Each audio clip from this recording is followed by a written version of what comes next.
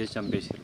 ఇది నాది 4th video. దీంట్లో ఒక చిన్న పాయింట్ ఏంటంటే ఆ అమ్మాయిని ఒక్కడు కలిసి చంపేయాలి, ఒక 3 మెంబర్స్ కలిసి చంపేశారు.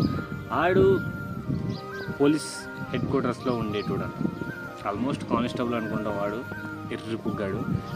అట్లాంటోడు ఎన్నో ఇన్సిడెంట్లు చేసినట్టు, ఎన్నోసార్లు కంప్లైంట్ కూడా ఇచ్చినాడు. కానీ ఎవ్వడు పట్టించుకోవాలంటే, అసలు ఎవ్వడు రియాక్ట్ కావాలంట.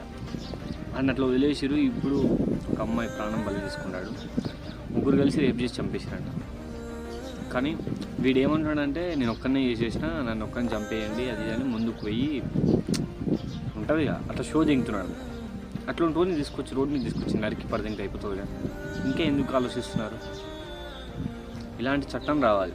ఏ అమ్మాయి మీదనన్నా ఆ అమ్మాయి అనుమతి లేకుండా చెయ్యి వేస్తే, ఆ చెయ్యి ఆ తల అని కింద ఉండి మొత్తం తీసి పడదింటారన్న చట్టం వస్తే ఒక్కడంటే ఒకడన్నా భయపడి బాగుపడతాడు.